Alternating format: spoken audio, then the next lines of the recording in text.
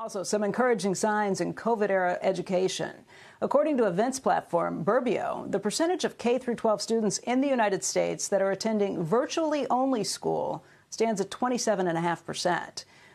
A lot of kids that are still doing that, but that is the lowest point since the tracking began. The nonprofit Khan Academy has tried to bridge the gap between in-person and remote learning. Khan Academy's founder and CEO, Sal Khan, joins us right now to talk about the tough lessons that we've learned over the last school year.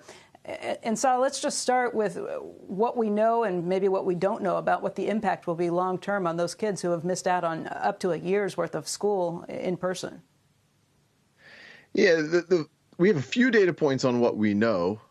We've had the latest test scores come out from the fall to measure learning loss, and to some degree, they weren't as bad as expected, especially in things like reading and writing. They were kind of roughly as bad as expected in math, where we saw some learning loss. But the big asterisk on that is these were just for the students they were able to assess. There's 10-15% of students who have kind of fallen off the radar since COVID began.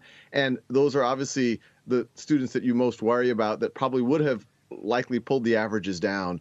So the data we're seeing has some things to worry about. And then on top of that, we know that there's a good chunk of kids that we've lost. And so as we go back, there's going to be, what I've described as a disaster recovery to make sure that those kids don't fall further off track.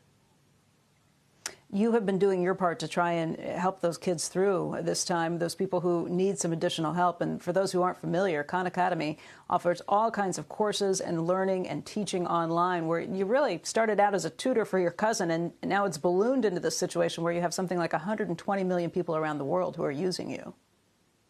Yeah, back in 2004, I actually used to be more in y'all's world. I used to be an analyst at a hedge fund, and my cousin Nadia, at the time, she was 12, she needed tutoring, and then word spread in my family, free tutoring was going on, and before I knew it, I was tutoring many cousins, and I started making software for them, making videos for them, and before I knew it, many other people's cousins were using Khan Academy. Now, as you mentioned, over 100 million folks, and when COVID hit, Khan Academy's usage grew by a factor of 3. We normally see about 30 million learning minutes per day on Khan Academy. That grew to 85, 90 million. We had 12 billion learning minutes last year.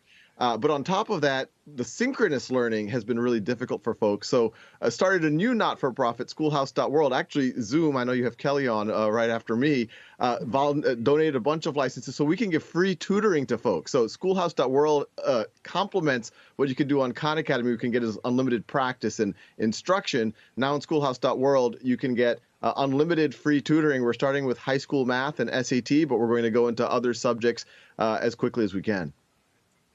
How many people are using Schoolhouse right now? Well, that literally just got started in January. So we have the states of New Hampshire, Rhode Island, and Mississippi who've kind of joined forces to make it a statewide tutoring platform. And so right now we have in the order of about 10,000 students. We could add several 10,000 more literally overnight. Shepard Smith here. Thanks for watching CNBC on YouTube.